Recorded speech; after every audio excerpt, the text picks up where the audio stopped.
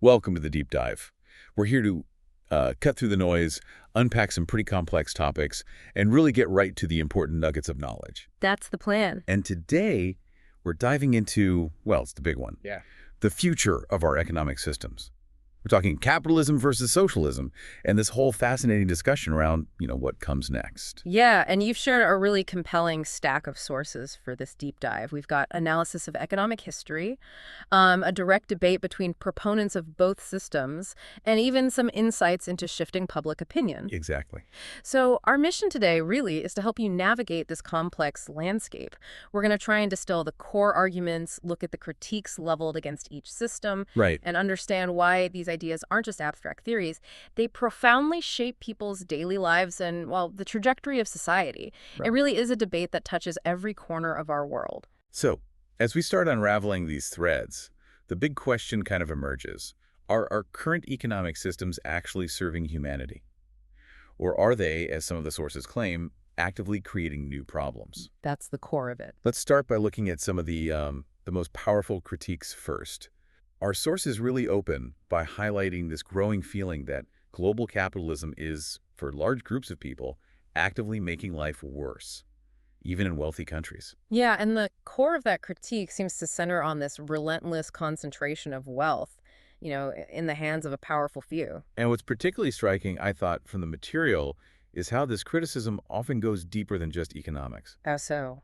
Well, it touches on national identity itself. The idea that sometimes to criticize capitalism is seen as an attack on the very fabric of a nation like America. Right, when an economic system should arguably be just a tool, right? Something designed to improve lives, not an article of faith. And the sources point to some pretty stark realities, or at least arguments about realities, within the current system.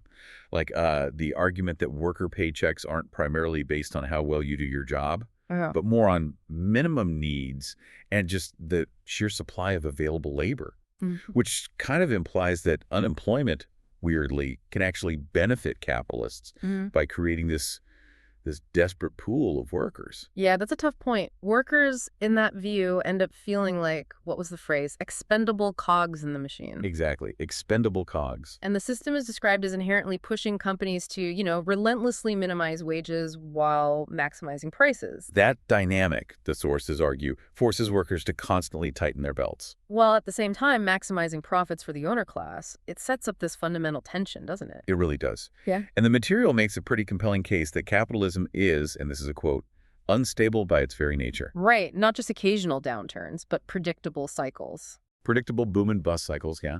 With economic crises popping up roughly every 10 years or so, the 2008 financial crisis is given as a prime example. Ah, yes, 2008. Predatory institutions offering those unstable housing loans. Subprime mortgages, yeah. Yeah. Where the terms were just set up to be unsustainable for so many people. Which predictably led to defaults, millions losing homes, jobs. While the executives, as the source puts it, got off scot-free. Yeah.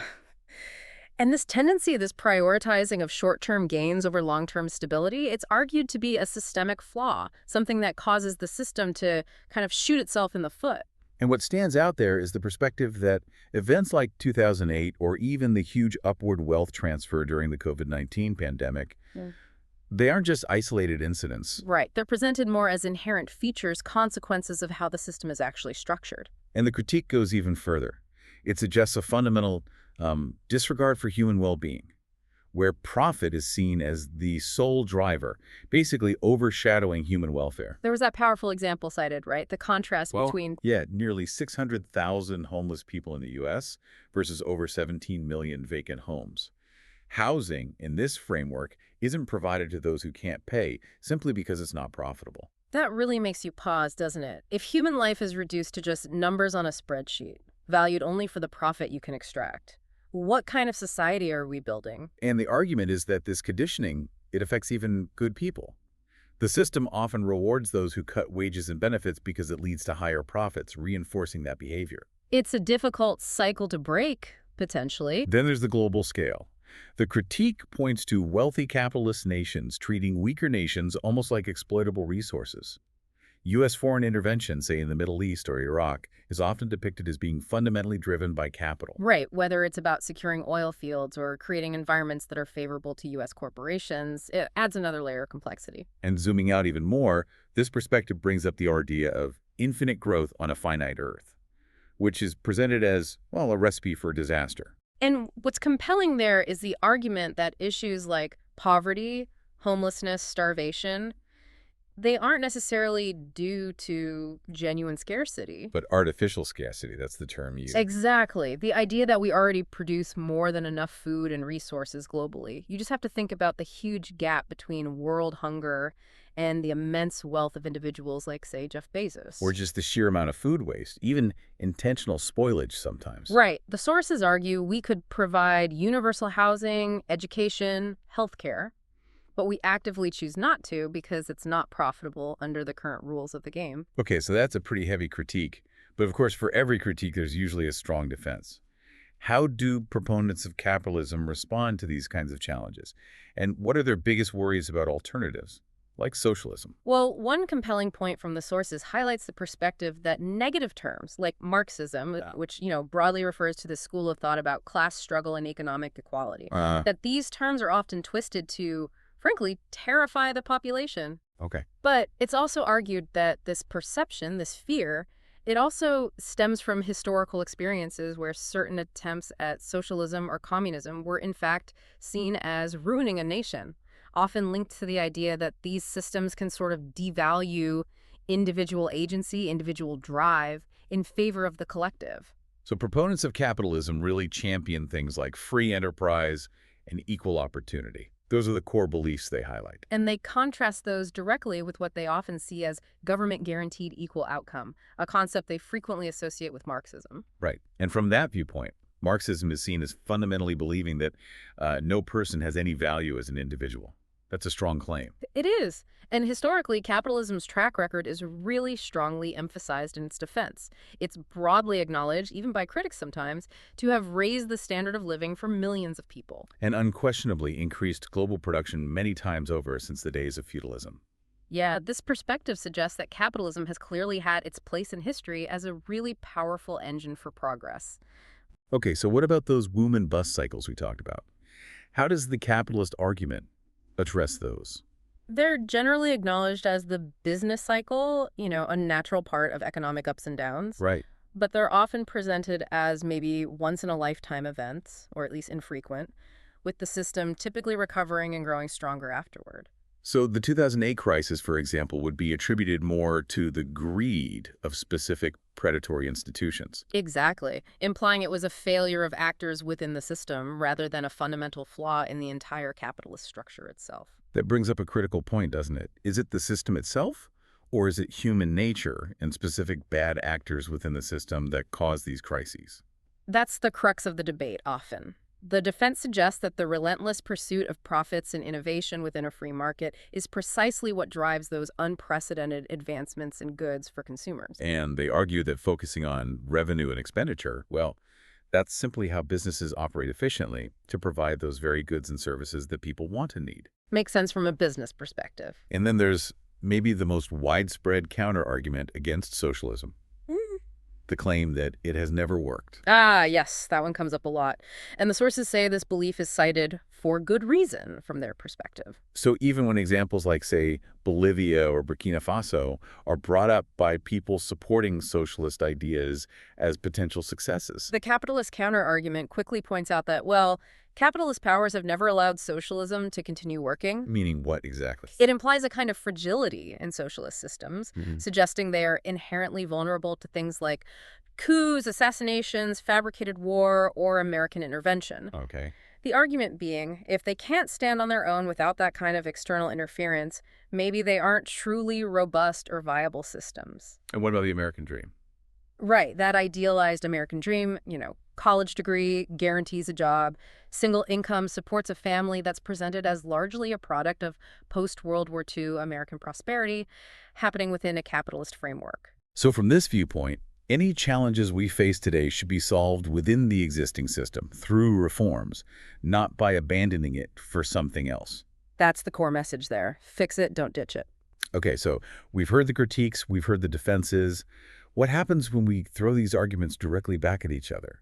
How do these two sides really clash? Yeah, this is where it gets interesting. It raises that big question again. If history progresses, kind of like technology, is capitalism maybe becoming outdated like feudalism once was? The pro-socialism perspective definitely seems to think so, and they directly push back on the idea that economic crises are just cycles or isolated incidents. Right. They argue that dismissing these crises ignores what they see as capitalism's inherent instability, its tendency to shoot itself in the foot for short-term gains. And those wealth transfers we mentioned during 2008 or the pandemic. They're not seen as anomalies from this perspective. They're seen as systemic events, predictable outcomes of a system that reduces human beings to, again, numbers on a spreadsheet that can be manipulated for profit. Okay, and what about that socialism has never worked argument? How is that countered? The rebuttal challenges it head-on. The sources suggest that actually, socialist policies do work and can be incredibly popular where they're implemented, even if they aren't always labeled socialist. They give examples, right? Yeah, examples like Bolivia under Evo Morales are cited, reportedly saw significant economic growth and poverty reduction. Or Thomas Sankara in Burkina Faso, who apparently achieved big improvements in health, education, and reducing hunger.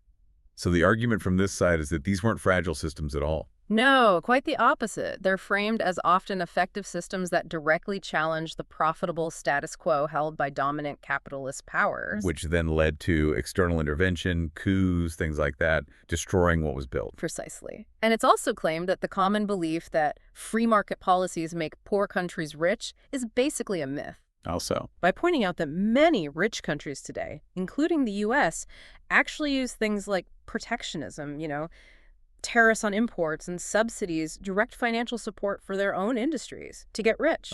policies they now advise developing countries not to adopt. Exactly. The irony is highlighted there. And connecting this back to the American dream idea. Right. The romanticized version, the white picket fence, stability, that's argued to have died a long time ago under what's called late-stage capitalism, where even basic necessities are a struggle for millions. So the pro-socialism view suggests a real American dream, maybe under a more equitable system, would value people differently. Yes, ensure fair compensation for work, prioritize human needs like healthcare and housing over pure profit. And it's worth noting, this isn't just a fringe view, according to the sources. They highlight that public frustration with perceived propaganda and definitely wealth inequality is pretty widespread, actually crossing the political spectrum. That appeal of an economic populist message, thinking back to someone like FDR and his success during the Depression, that still resonates deeply with people. And interestingly, it also mentions that many financially stable individuals feel a kind of moral calling to fight for the marginalized. This belief that none of us are free until all of us are free. Which contrasts sharply, the source notes, with those who might see incorporating empathy into economic policy as somehow foreign or naive.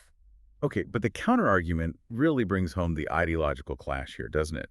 The defense of capitalism seems to view these socialist ideals as, well, utopian maybe, Yeah. disconnected from practical reality. Definitely. And if you connect this back to the bigger picture, the historical record of socialist attempts, even when they seemed successful internally for a time, has often led to significant external interventions, as we discussed. Which, to proponents of capitalism, suggests a fundamental instability or perhaps an inherent opposition that just isn't present, or at least isn't as impactful, in free market economies. That's the inference they draw. And the pro-capitalism view comes back strongly, reaffirming that profit is the indisputable engine of innovation and job creation. Right. And that practice of cutting wages, which is heavily criticized by the other side, Is presented here as necessary mechanism, something that allows for reinvestment and ultimately fuels broader economic growth for everyone. and the idea of simply giving every human everything universal housing, cars, education, healthcare, that's dismissed as utterly unrealistic. Without what? Without a vibrant, profit-driven economy to generate those immense resources in the first place.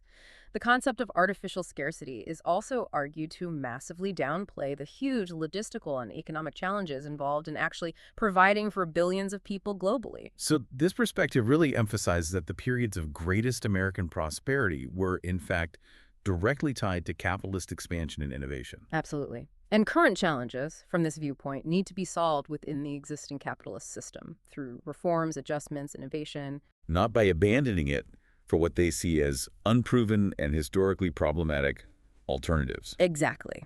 And ultimately, the belief in free enterprise and equal opportunity is strongly reaffirmed as the cornerstone, the foundation of a truly prosperous and free society. Wow. What a deep dive, really, into these swirling currents of economic thought. We've heard some incredibly compelling arguments from both sides today. We certainly have. The sharp critique that capitalism can be unstable, maybe driven by greed, sometimes inhumane. Balanced directly by the view that it's an unparalleled engine of prosperity, and that socialist alternatives have, historically at least, struggled to stand on their own, often facing those external pressures we talked about. Yeah. This discussion really powerfully highlights that economic systems aren't just abstract theories you read about in a textbook, are they? Not at all. They deeply shape our lives, they define our opportunities, they even influence our perceived value within society. It's personal. And both sides seem to acknowledge historical shifts, this ongoing, often really contentious process of societal evolution. That's true. There's an agreement that things do change over time. So as you, our listener, reflect on these different perspectives, what really stands out to you? And maybe as history truly does keep moving forward, just like feudalism eventually gave way to capitalism. Consider this. What foundational assumptions might we be clinging to today? Assumptions about how economies must work. That could be the next ones to be superseded. And what would that truly look like for humanity? Something to mull over